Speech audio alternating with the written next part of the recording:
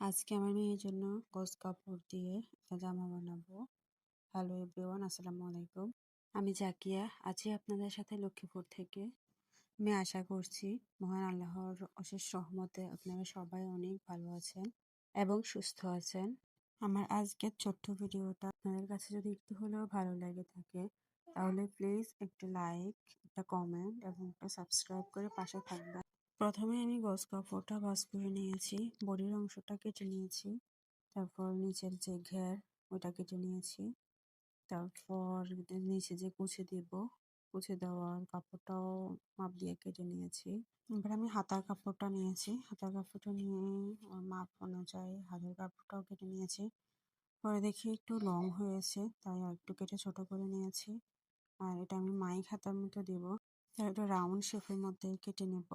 হাতাটা কেটে মাপ দিয়ে দেখি একটু বড়ই হয়েছে, এটাতে সমস্যা নাই। সেলাই করার সময় একটু বড় হলে কয়েকটা কুচি দিলে ছোট হয়ে যাবে, ওটা তেমন একটা সমস্যা হবে না আশা করি। এরপর আমি গলার জন্য পাইপিং গুলাও কেটে নিব। এই যে আমার জামার কাটাকাটি পর্ব শেষ, এবার সেলাই করতে নিয়ে যাব। যে আমি জামার প্রথমে যে ঘেরগুলা ওইগুলা সাইড সেলাই করে নিব। আমি আমার মেয়ের সাইজ অনুযায়ী সবগুলাই কাটাকাটি করছি। আপনারা যদি বানাইতে চান তাহলে আপনাদের মেয়ে কিংবা যার জন্যই বানান তাদের সাইজ অনুযায়ী আপনারা কাটাকাটি করবেন। জামার মোটামুটি সাইডগুলা সেলাম প্রায় কমপ্লিট। এবার কুচি দেওয়ার পর্ব, পরবর্তীতে কুচি দিয়ে নিব। জামার ঘেরের কুচিগুলো একটু বড় বড়ই দিতে হয়, আর নয়তো জামা দেখতে সুন্দর দেখায় না। মোট কথা ঘেরের কুচিগুলা বড় হবে আর জামার পানাও বেশি হবে, জামা দেখতেও সুন্দর দেখা যাবে। এরপর আমার কুচি দেওয়া শেষ। এবার আমি বডির অংশের সাথে কুচি দেওয়া ঘেরের পাটটার সাথে অ্যাডজাস্ট করে নেব। এখানে একটু ডাবল সেলাই দিতে হয়।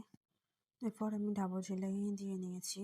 তারপর নিচে যে কুচি দেওয়া অংশটা রাখছি ওইটার সাথে জামার সাথে অ্যাডজাস্ট করব। এবার এখানে সেলাই করে দিব। সেলাই দেওয়ার পরে লাস্টে একটা চাপ সেলাইও দিব উপর দিয়ে, যাতে সেলাইটা একটু মজবুত হয়, এর জন্যই আর কি। এই যে আমার জামা সেলানো প্রায় শেষ পর্যায়ে এসে গেছে। তারপর জামার হাতটা এবং বডি বা নিচের অংশ সবগুলা মানে মোট কথা সাইজটাই ভালো করে সেলাই করে নেব। এখানেও ডাবল সেলাই দিতে হয়। ডাবল সেলাই দিলে একটু জামাটা মজবুত হবে বা সেলাই যে খুলে যাওয়ার চান্স ওইটাও থাকবে না, তাই আমি 2 পাশটাই সেলাই করে নিয়েছি। ফাইনালি আমার জামাটা সেলানো শেষ হয়েছে। এবার আপনাদেরকে পুরো জামাটাই দেখিয়ে দিব। ফাইনালি আমার জামা সেলানো শেষ। এই যে জামার ফাইনাল লুক। এবার জামাটা আমার মেয়েকে পরিয়ে দেখবো যে কেমন হয়েছে, ঠিকঠাক মতো হয়েছে কিনা।